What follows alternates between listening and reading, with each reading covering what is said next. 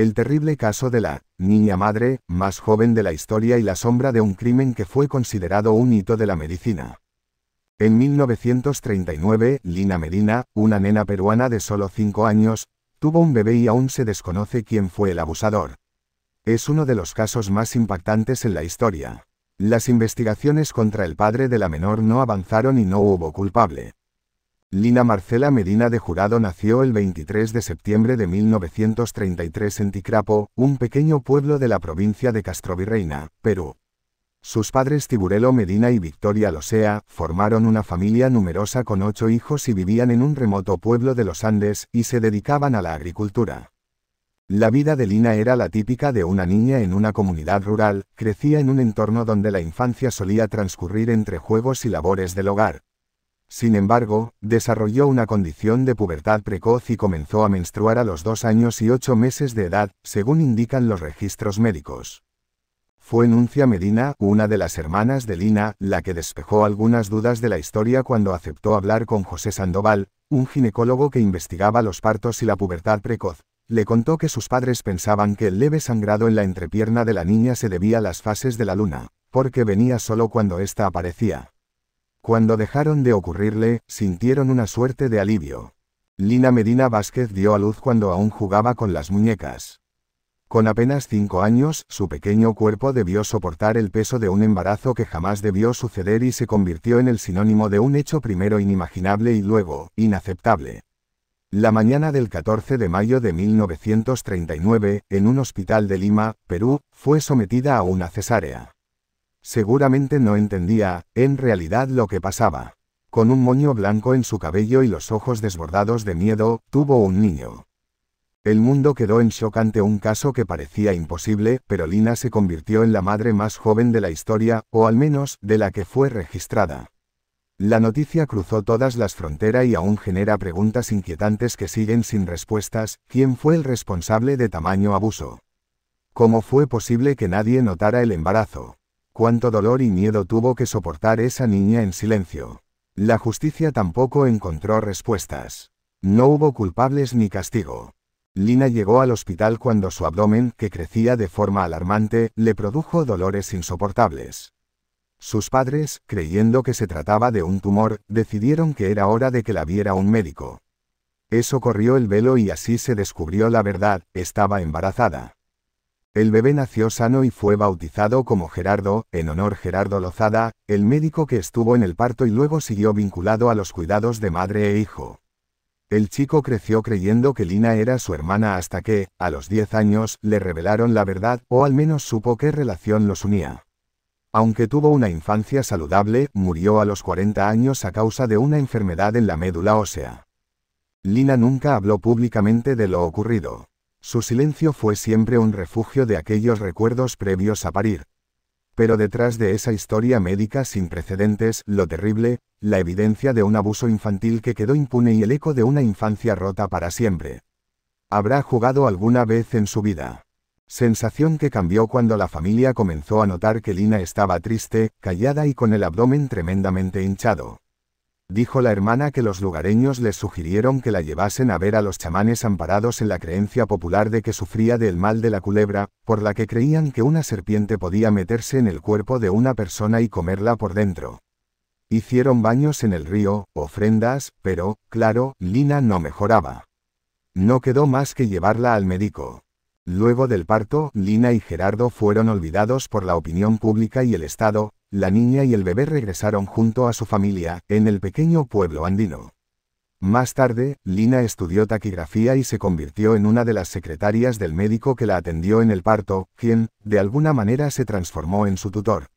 Lozada también se ocupó de la educación del niño, pero cuando el médico murió ambos volvieron a quedar desamparados. Cuando tenía 33 años, Lina se casó con Raúl Jurado y en 1972, la tuvo un hijo con él. Posteriormente, la familia se mudó a un barrio de Lima, llamado Chicago Chico. Jurado murió en 2008. Tanto los médicos como las autoridades investigaron la posibilidad de que el padre de Lina, Tiburcio Medina, fuera el responsable del aberrante caso de pedofilia. Fue detenido temporalmente como sospechoso. Pero, No hubo pruebas suficientes para acusarlo formalmente y la investigación se cerró sin resolverse. En ese tiempo, la sociedad peruana no contaba con una legislación adecuada para tratar casos de abuso infantil de tamaña magnitud y la protección de los derechos de las infancias no era una prioridad en muchas regiones del mundo, incluida América Latina. Esto contribuyó a la falta de una resolución judicial sobre el caso, y el doloroso hecho de que Lina Medina, una niña tan pequeña, nunca pudo obtener la justicia que necesitaba. Como noticia, el caso fue cubierto por los medios de todo el mundo. Algunos diarios destacaron el asombro ante un embarazo tan temprano, mientras que en otros medios internacionales discutieron los aspectos médicos, pero sin profundizar en la gravedad del abuso infantil. En Europa, sobre todo en el Reino Unido, el suceso también tuvo su espacio y generó reflexión sobre los derechos de las niñas y la necesidad de una mejor protección. No obstante, en las coberturas internacionales, el enfoque estuvo centrado más en los aspectos médicos y científicos, como una curiosidad inexplicable, sin preguntarse por lo más relevante, cómo fue el abuso al que fue sometida la niña quedar embarazada. Desde una perspectiva médica, el caso de Lina fue estudiado por expertos en endocrinología y pediatría, quienes concluyeron que su embarazo fue posible debido a una pubertad precoz extrema, un trastorno raro en el cual una niña experimenta un desarrollo sexual anormalmente temprano. Ese fenómeno, que afecta a menos de 1 de cada 10.000 niñas, provoca que el cuerpo comience a desarrollar características sexuales secundarias, como el crecimiento mamario y la menstruación, mucho antes de lo habitual. Los expertos que aún analizan el caso concluyeron que los niveles hormonales elevados de estrógeno permitieron que su cuerpo alcanzara una madurez sexual prematura, lo que, en teoría, habría hecho posible la concepción. Durante décadas se siguió abordando este caso también como un récord histórico, pero lo que realmente debería perdurar es la reflexión sobre cómo una niña pudo ser sometida a una situación tan extrema de abuso sin que el sistema de justicia actuara. El que pudo aportar datos sobre el caso de Lina fue el médico Sandoval, que accedió a la historia clínica cuando viajó a la localidad donde nació y creció la madre precoz para tener el testimonio de familiares. En una entrevista con el portal Univisión contó que visitó además el Hospital San Juan de Dios de Pisco, cerca de Lima, donde Lina dio a luz. Leyó los exámenes de sangre, de orina y analizó la placa radiológica que le realizaron. Reveló que Gerardo nació con 2,700 kilogramos y 48 centímetros de altura, y que durante la operación comprobaron que los ovarios de Lina tenían características de una mujer adulta. Hay un caso de un embarazo precoz de 7 años en Colombia, pero como este, ninguno, dijo el médico en esa entrevista y reveló que intentó entrevistar a Lina cuando ella tenía 85 años. Después de la tremenda exposición mediática que tuvo cuando era niña optó por refugiarse en el anonimato. Vive en un barrio pobre de Lima, nunca aceptó dar entrevistas y menos lucrar con su historia. Prefiere vivir tranquila, aseguró. Según supo, la mujer no quiso tramitar una pensión, evitaba llamar la atención. También tuvo conocimiento de que los políticos de la época le prometieron ayuda que nunca tuvo. Y que hasta evitaron que ella y su hijo dejasen Perú para irse a vivir a los Estados Unidos, donde algunas instituciones privadas les habían ofrecido ayuda. Aunque la historia de esta niña haga referencia a la pubertad precoz y luego al embarazo, en medio quedan los horrores a los que fue sometida y que derivaron en su visita al hospital en 1939, con 5 años, y un crecimiento anormal de su abdomen.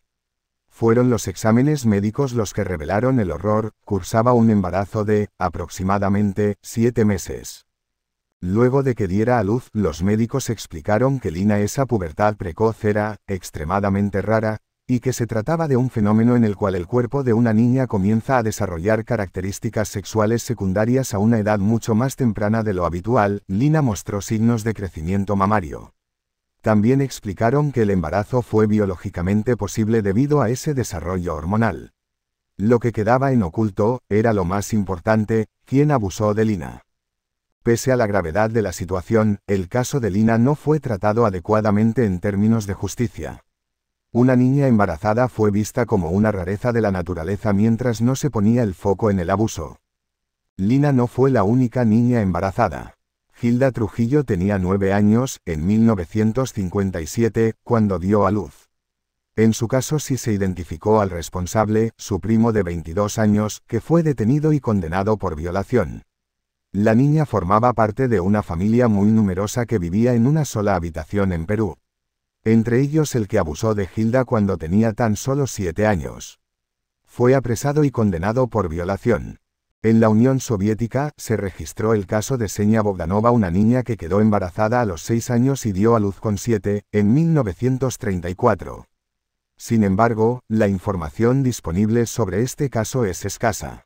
Mamfi fue el caso ocurrido en Nigeria, en 1884, cuando se documentó el caso de una niña que tuvo un bebé a los 8 años. Ojalá se pueda remediar en algo tanto daño que nos ha hecho el Estado peruano, dijo Nuncia Medina cuando habló con el médico Sandoval mientras investigaba el caso para escribir el libro Madre a los 5 años.